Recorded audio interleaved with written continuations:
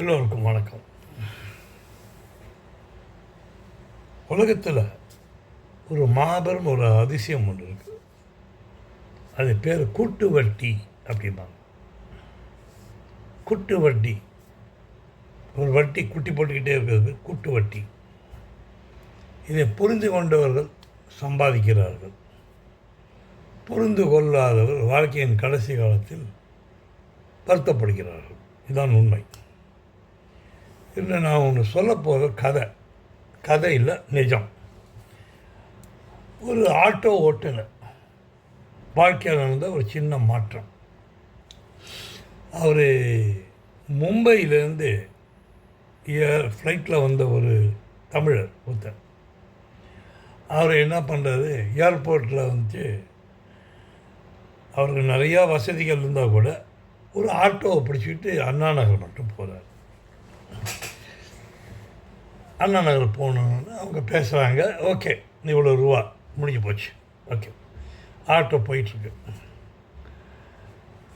இப்போ வந்து அந்த மும்பைக்காரர் ஒரு விஷயம் சொல்கிறாரு.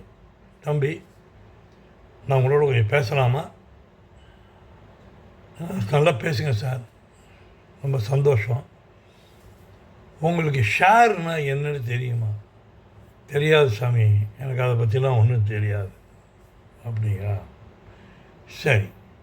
நீங்கள் வர்ற பணத்தில் ஏதாவது சேவ் பண்ணுறீங்களா அப்படின்னு அவர் கேட்குறாரு. நான் எதுக்கு சாமி சேவ் பண்ணணும்? அப்போ நாளைக்கு உடம்பு சரியில்லை, வீட்டுக்கு ஒரு அவசர பணம் தேவை அப்படின்னா நீங்கள் என்ன செய்வீங்க? இல்லை, நமக்கு வட்டிக்கு பணம் கொடுக்கறதுக்கு ஆள் இருக்காங்க, அவங்கக்கிட்ட நாங்கள் அவசரத்துக்கு வைப்போம், அப்பப்போ மாதம் கொஞ்சம் கொஞ்சமாக கொடுத்துருவோம். இப்போ எவ்வளோ மாதத்தில் கொடுப்பீங்கன்னா ஒரு 10 மாதத்துக்குள்ளே கொடுத்துருவோங்க, அப்போ தான் அது கரெக்டாக ஒர்க் அவுட் ஆகும். அது அப்படியா, சரி. இவர் எவ்வளோ பணம் வாங்குறீங்க, எவ்வளவு வட்டி கொடுக்குறீங்க, அதாவது தெரியுமா அப்படின்னு கேட்டு அவர் அமௌண்ட்லாம் சொன்னார். ஆட்டோவில் வந்த அந்த மும்பைக்காரர் கணக்கெல்லாம் போட்டு பார்த்தார். அப்போ சொன்னார், தம்பி, நீங்கள் எவ்வளவு இன்ட்ரெஸ்ட் கொடுக்குறீங்கன்னு தெரியுமா? அந்த கந்து வட்டிக்கெல்லாம் 40% 48% நீங்கள் வந்து வட்டி மட்டும் கட்டுறீங்க, அசல் சேர்த்து. இப்போது நீங்கள் இந்த மாதிரி கொடுக்கறதால உங்களோட பணம் உங்களை விட்டு போயிட்டுருக்குங்கிறது தெரியுமா அப்படின்னு கேட்குறது. தெரியல சாமி, அவர் வந்து அவசரத்துக்கு எனக்கு கொடுக்குறாரு, அவ்வளோதான், நான் என்ன பண்ண முடியும்? சரி, நான் ஒரு கேள்வி கேட்குறேன். இந்த கேள்வி கேட்குறேன்னு, நான் வந்து உங்கள் ஆட்டோவில் ஏறினேன்னு, என்னால் வந்து ஒரு டாக்ஸி பிடிச்சிட்டு போக முடியாதா? எதுக்கு இவர் நம்ம அவ்வளோ தூரத்துக்கு வந்து ஒரு ஆட்டோவில் வராரு அப்படின்னு எப்பயாவது நினச்சி பார்த்தீங்களா? இப்போ நம்ம வண்டி ஓட்டும்போது அது நினச்சாங்க. எனக்கு அதாங்க ஒரு ஆச்சரியமாக இருக்குது. நல்ல வசதி படைச்ச மனுஷனாக இருக்கீங்க, நீங்கள் வந்து எதுக்கு ஆட்டோவில் வரணும்னு நினச்சேனே. புரிஞ்சுக்கிட்டீங்களா? ரொம்ப சந்தோஷம். எனக்கு நீங்கள் ஒரு உதவி செய்யணுமே,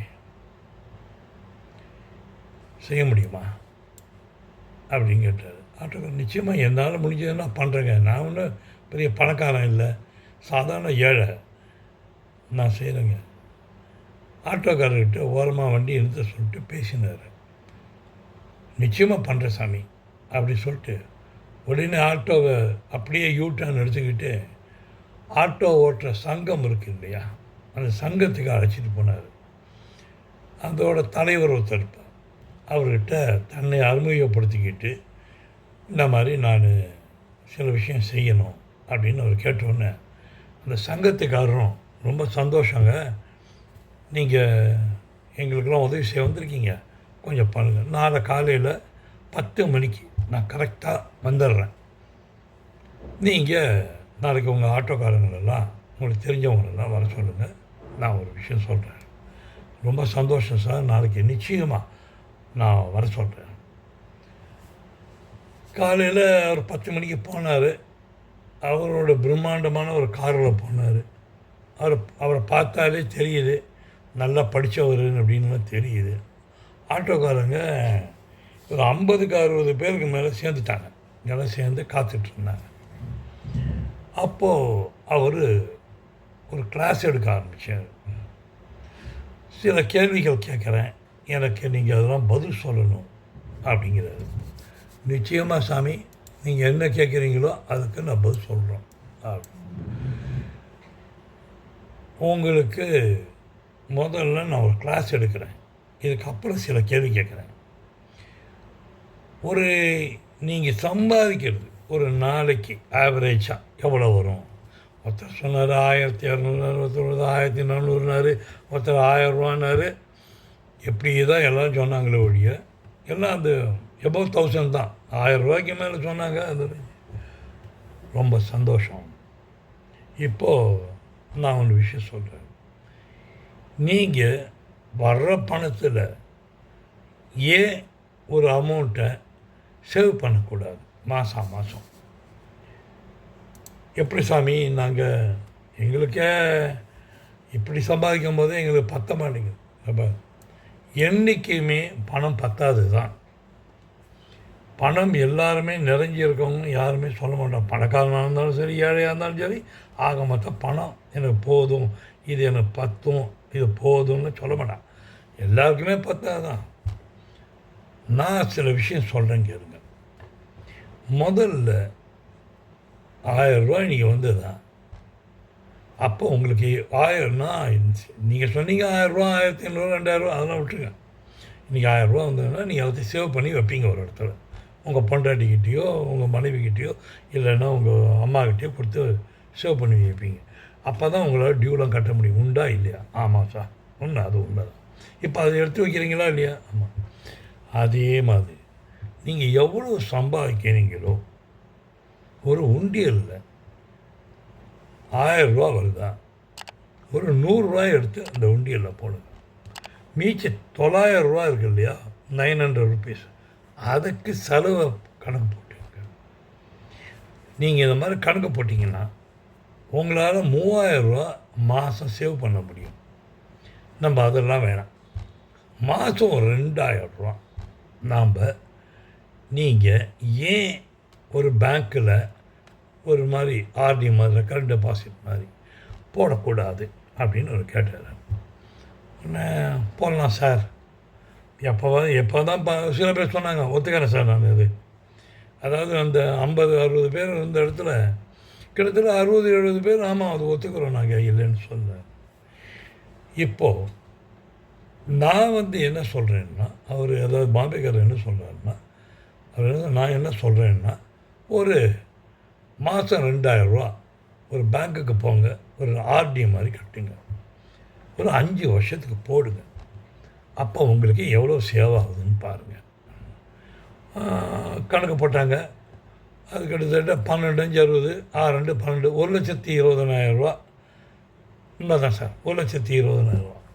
இதுக்கு வட்டி எவ்வளோ வரும் அப்படின்னு கணக்கு போட்டிங்கன்னா கிட்டத்தட்ட உங்களுக்கு 1,61,000 வருது. அதாவது 41,000 உங்களுக்கு சொலையாக இன்ட்ரெஸ்ட் வருது. உடனே ஒரு ஆட்டோக்காரர், சார் பணம் கட்டுறதை பற்றி இல்லை சார், அவசர தேவைக்கு அவங்க பணம் தருவாங்களா சார்? நியாயமான கேள்வி தானே. உடனே அவங்க சொன்னாங்க, அவர் சொன்னார், ஏன் தரமாட்டான், நீங்கள் 1 வருஷம் கட்டுறீங்க, அப்போ 24,000, அதில் 16,000 மட்டும் நீங்கள் வாங்கலாம், வட்டியும் கம்மி. நீங்கள் என்ன செய்கிறீங்க, அந்த அவசரத்துக்கு எப்படி நீங்கள் கந்து வட்டியில் வாங்குறீங்களோ அதே மாதிரி பணத்தை வாங்கிக்கிட்டு கையோடு அந்த 10 மாதத்துக்குள்ளே கட்டிட்டிங்கன்னா உங்களோட எப்படி கெட்டு போகாது. அதாவது ஆர்டி கெட்டு போகாது. அது ரெக்கரிங் டெபாசிட் பாது தானாக சேவ் ஆகிட்டுருக்கும். அப்படியா சார், ரொம்ப சந்தோஷம் சார் நீங்கள் கொடுத்த ஐடியாவுக்கு. நாங்கள் நிச்சயமாக அந்த கந்து வட்டிக்காரனை கட்டுற மாதிரி நாங்கள் பண்ணுங்கப்பா, எல்லாம் சொல்லுங்கப்பா அப்படின்னு. எல்லாம் பாவம் படிக்காதவங்க நிறையா படிக்கலை, அதனால் நிச்சயமாக நாங்கள் பண்ணிடுறோம் சார் அப்படின்னு அவங்க சொன்னாங்க. அப்பா ஒரு வார்த்தை சொல்கிறார், நீங்கள் எப்பயாவது ஷேர்னு ஒரு வார்த்தையை கேள்விப்பட்டீங்களா? ஷேர்னு ஒன்று அவன் ஒருத்தர் தெரியும் பார்த்துக்கோ. எனக்கு என்னங்க தெரியும், ஒன்றும் தெரியாதுங்க. ஆனால் கேள்விப்பட்டிருக்கோம், அதோட சரி தானே. மியூச்சுவல் ஃபண்டுன்னு எதாவது கேள்விப்பட்டிருக்கீங்களா? கேள்விப்பட்டிருக்கோம் சார். சில பேர் பேசுவாங்க, நாங்கள் நிறைய பேர் கேள்விப்பட்டதில்லை. அது உண்மை தான். ஒன்று சொல்கிறேன் கேளுங்க. நீங்கள் மியூச்சுவல் ஃபண்டில் பணம் கட்டினால் இதே பேங்க் தான், State Bank of India, Indian Overseas Bank, Canara Bank, HDFC, ICICI எல்லாருமே வாங்குகிறாங்க. 2000 ரூபா மாதம் கட்ட ஆரம்பிச்சிங்கன்னா இதில் 7.2% தான் இன்ட்ரெஸ்ட் தருவான், இல்லை 6% தான், 7% தருவான், அதுக்கு மேலே தரமாட்டான். ஆனால் மியூச்சுவல் ஃபண்டில் 10%லேருந்து 12% மட்டும் நிச்சயம். அப்போது இதை விட ஜாஸ்தி வரும். அப்படியா சார்? உடனே அடுத்தவர் அதுலேயே கடன் கொடுப்பாங்க, அதுலேயே கடன் கொடுப்பாங்க. கவலைப்படாதீங்க. அதாவது உங்களோட இதெல்லாம் எல்லாம் யோஜனை பண்ணி தான் அந்த மாதிரிலாம் கொண்டு வந்துருக்காங்க. சார் மியூச்சுவல் ஃபண்ட்னா என்ன சார்? ரொம்ப சிம்பிள்ப்பா. இப்போ ஷேர் மார்க்கெட்டை பற்றி உங்களுக்கு தெரியாது. இதை பேங்க்கில் வாங்கி, மியூச்சுவல் ஃபண்டில் வாங்கி அவங்க ஷேரில் இன்வெஸ்ட் பண்ணுவாங்க. இப்போது அதாவது வியாபாரம் பெருகும்போது, அதாவது பிஸ்னஸ் இம்ப்ரூவ் ஆகும்போது இன்ட்ரெஸ்ட் ரேட்டு ஜாஸ்தி ஆகும். அதாவது 12%, 10% நீங்கள் எதிர்பார்த்தீங்க இல்லையா, அது 18%, 20%க்கெலாம் கூட போகும். நீங்கள் அதில் போட்டிங்கன்னு வச்சுக்கோங்க, இன்னும் கொஞ்சம் ரிட்டர்ன் ஜாஸ்தி வரும் அப்படின்னு. உடனே அவனுக்கு ஒரே சந்தோஷம். இங்கே ஷேர்னு ஒன்று பயந்துட்டோம் சார்னு எல்லோரும் கோரஸாக சொன்னாங்க. அப்போது இல்லை அந்த மாதிரிலாம் இல்லை. அந்த ஷேரோட இதை அதுக்குன்னு படித்த ஆளுங்கள்லாம் வச்சுருக்காங்க அவங்க பேங்க்கில். அவங்க தான் அந்த ஷேர் மார்க்கெட்டெல்லாம் பார்த்துக்கிறாங்க. உங்கள்கிட்ட பணம் வாங்கி அவங்க போட்டுட்டு உங்களுக்கு ஒரு ரிட்டர்ன் ஒன்று டிசைட் பண்ணிவிட்டு இவங்க கொஞ்சம் பணம் எடுத்துக்கிறாங்க, அவ்வளோதான். ஆனால் ஆர்டிங்கிறது ஒரு ஃபிக்ஸடாக ஒரு டிசைட் ஆகிடும். ஆனால் மியூச்சுவல் ஃபண்டு அப்படி இல்லை. மார்க்கெட்டு ஏறும்போதெல்லாம் மியூச்சுவல் ஃபண்டில் போட்ட பணம் ஏறிக்கிட்டே இருக்கும், அதுவும் குட்டி போட்டுக்கிட்டே தான் இருக்கும் அப்படின்னாரு. உடனே எல்லாருக்கும் ஒரு மாதிரி ரொம்ப புரிஞ்சு போச்சு. ரொம்ப தேங்க்ஸ் சார், நீங்கள் படித்த மாதிரி இருக்கீங்க, நீங்கள் இவ்வளோ தூரம் எங்களுக்கெல்லாம் சொல்லிக் கொடுக்க வந்திருக்கீங்க, ரொம்ப சந்தோஷம் அப்படி சார் நீங்கள் யார் சார் தெரிஞ்சுக்கலாமா அப்படின்ற. நான் சேமிப்பு பற்றி ரிசர்ச் அண்ட் டெவலப்மெண்ட் பண்ணிக்கிட்டுருக்கேன், அதாவது ஆராய்ச்சி பண்ணிக்கிட்டுருக்கேன். இதில் எல்லோரும் முன்னேறி வரணும், கஷ்டப்படுறவங்களாம் முன்னேற வரணுங்கிறது தான் என்னோடய பாயிண்ட். அதுக்காக தான் உங்களுக்கு நான் இதை எடுத்தேன் அப்படின்னு அவர் சொல்கிறார். அவங்களுக்கெல்லாம் பரம சந்தோஷம். அவங்க இன்றைக்கி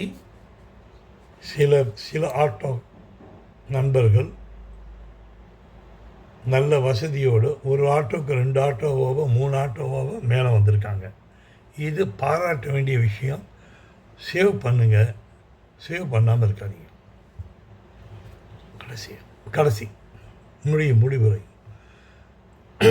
பிறர் தவறு கண்டு தன் தவறை திருத்திக் கொள்ளாதவன் முட்டாள், திருத்திக் கொள்பவன் அறிவாளி.